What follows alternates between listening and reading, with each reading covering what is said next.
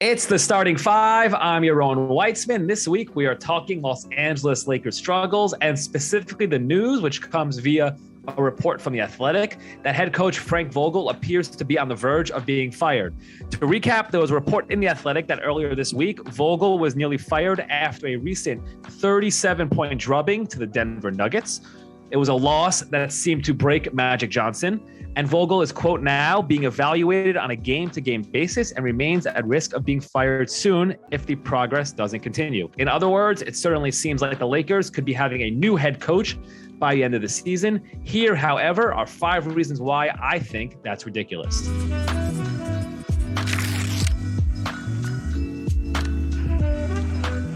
Reason number 1, it wasn't Frank Vogel's decision to trade for Russell Westbrook.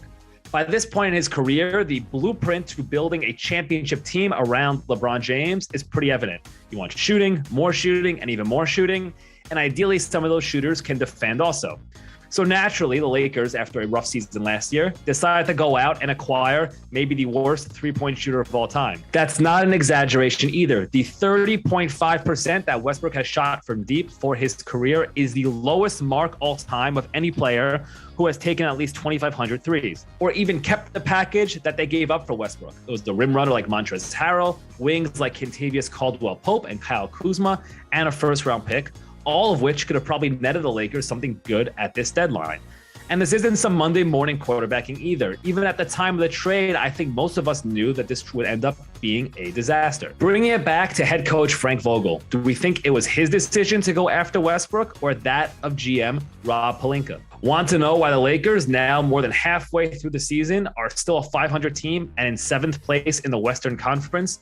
It starts with the front office's decision to bet everything on Russell Westbrook. Number 2, the roster is a mess. Speaking of poor personnel decisions from GM Rob Pelinka, you can look up and down the Lakers roster and spot them everywhere. Yeah, Westbrook was the worst of the bunch, but there was also his strange decision to load up on old players, guys like Dwight Howard, Rajon Rondo, and DeAndre Jordan, basically the fantasy basketball team I had when I was in high school. The Lakers also let Alex Caruso walk. Caruso is not only one of the game's best defensive players and a good shooter, but he's also somebody who thrived playing alongside LeBron James. Why did the Lakers let him go? Because they were worried about paying the luxury tax. In other words, one of the league's glamour franchises, a team that has LeBron James on its roster, decided to let an essential player walk in order to save a few bucks. Imagine how much better the Lakers would look right now if they had wings like Caruso or Buddy Hield alongside LeBron. Again, it seems ridiculous to blame Frank Vogel for any of this. Number 3, Anthony Davis's injury. This part cannot be overstated, and it's probably the greatest reason for the Lakers' struggles. In a salary cap league, any team that gives out max salaries to 2 players is going to be incredibly thin along its roster. It's going to be hard for any team like this to withstand any sort of injury to one of its star players. We're seeing this with the Lakers this year, with Davis having missed 17 games with a knee injury. Yeah, Davis struggled a bit before going down this season. He wasn't defending at his typical All-NBA level, and he was struggling with his jumper a bit. But he's still one of the league's 10 best players, and a player whose size and skill is essential to everything the Lakers do. The good news for Lakers fans is that Davis has reportedly been cleared for contact, meaning Lakers fans can expect to see him back on the court soon. Axing Vogel 2 seasons after winning a championship and for failing to win with a clunky roster and one missing its second best player would be ridiculous. Reason number 4, it's ridiculous for Frank Vogel to be fired as Lakers head coach because Kurt Rambis?